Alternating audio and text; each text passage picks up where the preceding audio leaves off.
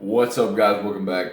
Hanging out here at my house, reading a little bit of Stephen Covey's The 7 Habits of Highly Effective People. And I'm also about to do some yoga. We got Aid, Flow with Aid on the TV here. I like following her with she's a great yoga instructor.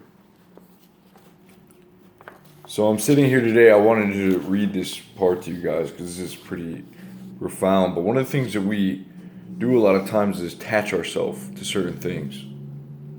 We attach ourselves to another person's love and affection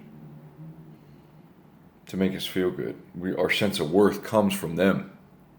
Or we attach our sense of worth and value from work. We become workaholics, right? We get lost. We become the writer, the doctor, the dentist, the actor, and you're always getting lost in your work. And we get lost in a lot of things. We get lost in family if our family is right, or if it's not right, or it really, because we anchor ourselves to that. So if something goes wrong there, then something goes wrong with us, inside of us. It's all these outside things. If something is wrong with them or that, and we've attached ourselves to that, then something goes on inside of us. See, everyone tells you, don't be self-centered. But having a strong center, having a strong self is really important. Not attaching yourself to everything else. I think that's why a lot of relationships fail. Because you become when you attach yourself to someone, when you become in conflict with them, then when you're in conflict, you become needy, right? Because you're also attached to them emotionally. So when you're fighting, you become angry, right? There, you made me angry. You did that. And then all this, it's not love. It's like conditional love. It's not unconditional. If you do not need someone, you can love them unconditionally because you're like seeing it for what it is.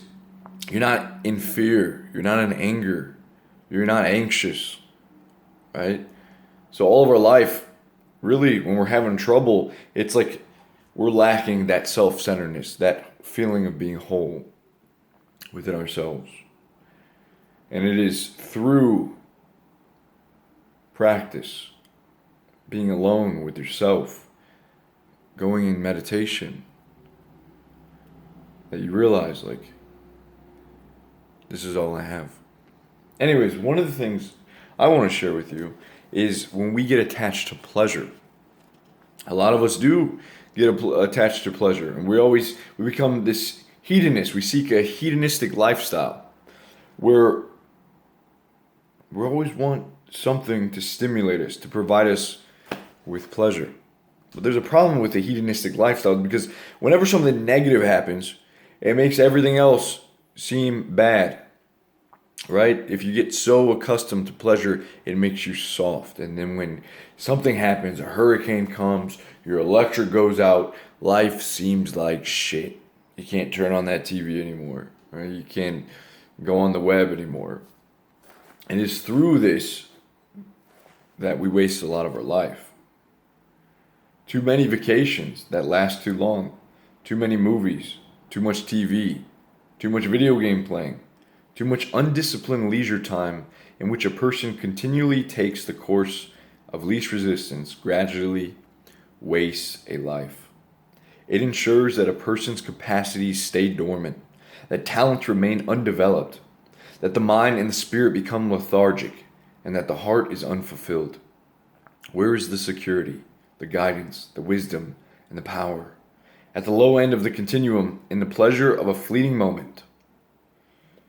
A fleeting moment. And we're never satisfied when we rely on pleasure. All right? Because it's fleeting. And that dopamine doesn't satisfy us anymore. The stimulus doesn't satisfy, so we need more. We need more, and life seems boring and miserable. It's all through attachment. This is what Buddhism says. The cessation of suffering is attainable. And one of I'm not, too, what am I trying to say? But in Buddhist, the laws the cessation of suffering is attainable through like the release of trying to attach yourself to stuff, outside stuff. Right? It's what happens in here. Very, very cool stuff. I think I'm gonna do some yoga now. Maybe I'll stream. I'll see you guys on the stream.